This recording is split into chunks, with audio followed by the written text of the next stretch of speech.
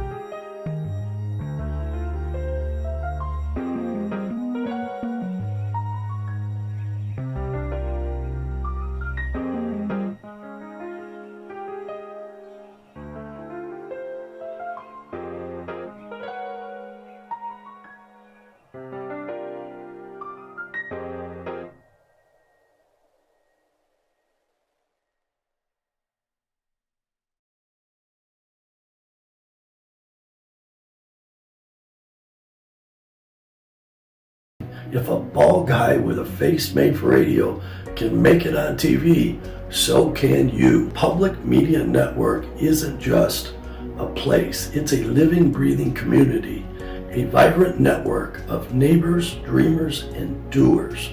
And guess what? This community needs you. Yes, I mean all you watching right now. Let me ask you something. When was the last time you felt like part of something bigger than yourself? Something that made you step back and say, wow, I made a difference today. At the Public Media Network, we believe in the power of community storytelling, the power of voices coming together to inform, inspire, and ignite change. But none of this works without you. Public Media Network is your platform, your opportunity to tell the stories that matter.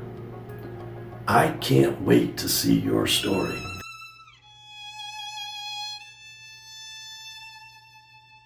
This event is an informal space for us to be able to draw and create and listen to some music. And so in my Drawing the Figure in Motion class, they're up playing with swords and doing things and drawing people in motion.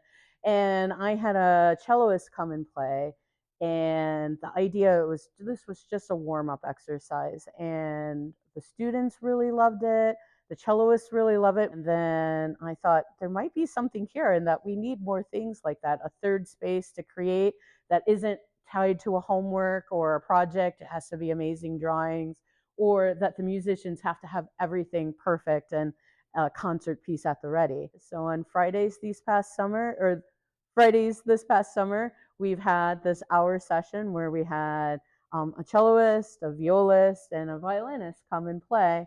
And it's been a lot of fun. I play in the Grand Rapids Symphony and I teach lessons at home and basically come into the museum here and very casually just play some pieces on the stage, and people would just draw while I play. And then I, move the positions so people can see different angles and just draw whatever they want. It doesn't even necessarily have to be me. So it's a mini performance-ish, but then not really. They're here to draw more than listen to me. One of the techniques I'll use is I'll use a light gray marker to just do some quick shapes since the person is constantly in motion. And then I'll just come back with ink and kind of put in some of the details. And sometimes I go a little bit too far and I have to remind myself to not over detail it. So that process works well for me. I think it's really cool to put music and art together because everyone's an artist really, but we don't collaborate nearly as much as I would like to. I love collaborating with dance as well. Dancers always say they love live music, and why not art? It's cool to listen and watch as you're drawing, I would guess. I think it's really important that we have some times to just be creative and not tie it to a homework assignment. As much as that's part of my main job, is we have to make sure those drawings are happening and they're great and good form and anatomy. It's really important to also just have some time to sit and draw and fill your cup that way. And we'll be resetting for the school year. So it will be the third Fridays here at the museum, same time, which is around 1:30. And then at Art Hop, we're going to be doing this with Crescendo as well. So whenever Crescendo has performances down there, I'll be down there with some sketchbooks to give out. So you don't even need to have supplies. You just come, want to listen to music and draw, and that will be what will be going on.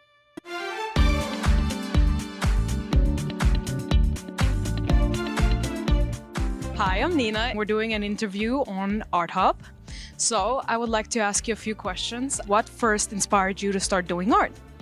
I've always loved art since I was little. I first started wanting to make art when I was really little, and I was at my grandparents' house, and my granddaddy let me paint his bathroom door yellow. I've always drawn since I was a kid.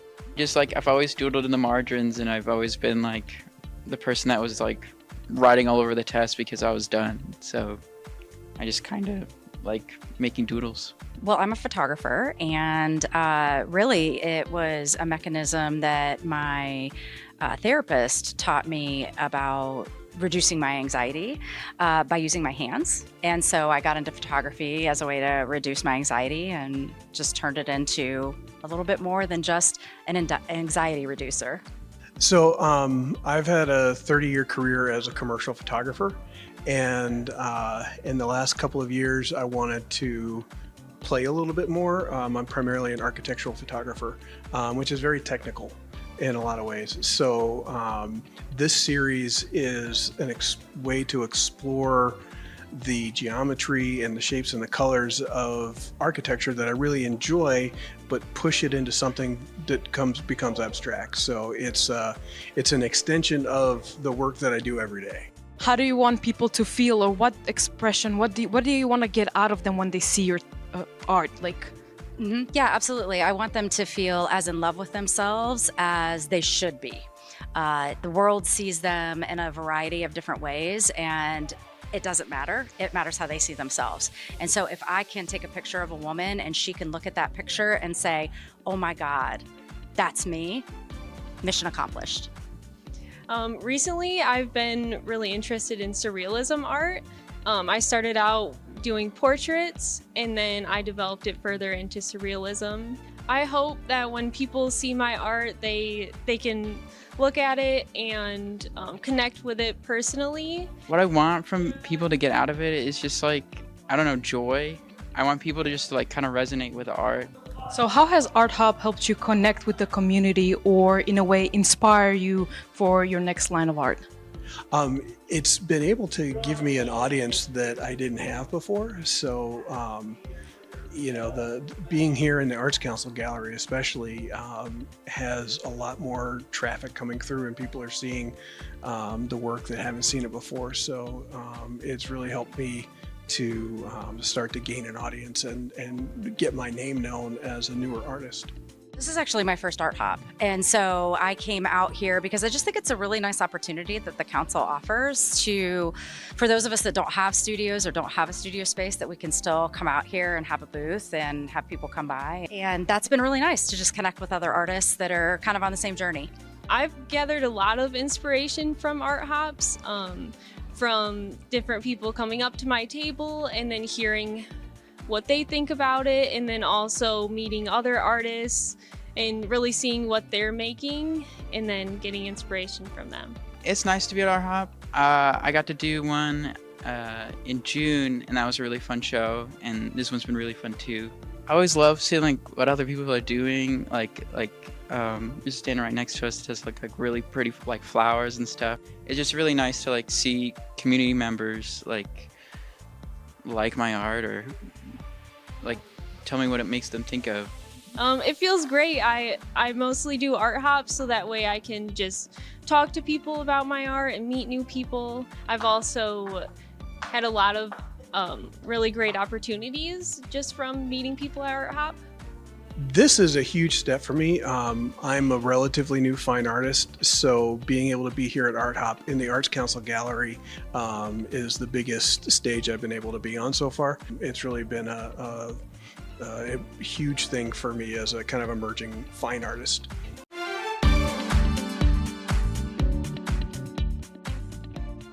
Dr. Julie Sorensen joins host Joseph Patrick Fair to discuss the hidden toll of trauma on first responders. With clinical expertise and heartfelt insight, she sheds light on PTSD and public safety.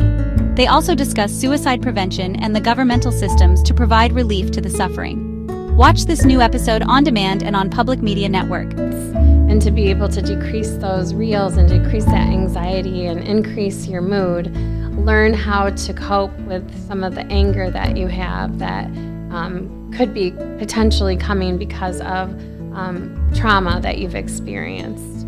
You know, if I'm not the right fit for you, there could be somebody else that would be a good fit for you, but I think it's important to allow yourself to say, I'm not okay and I need help. Excellent.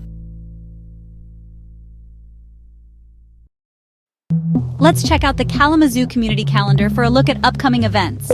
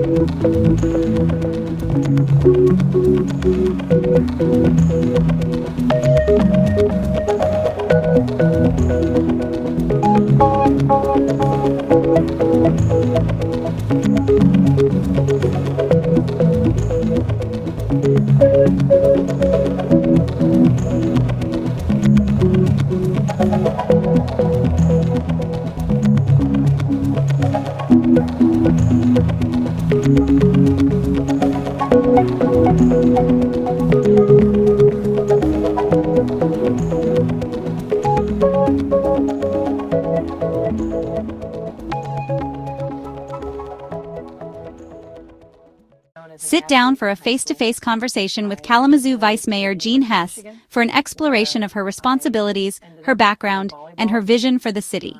There's a huge a way for everyone to participate in all of these planning processes. And it's not for lack of trying by the city to get people to plan. And if you don't plan, if you don't vote, or you don't participate in the planning process, and you don't like the outcome, I'm sorry, we didn't hear from you. You know, so we're asking people to be involved in city government.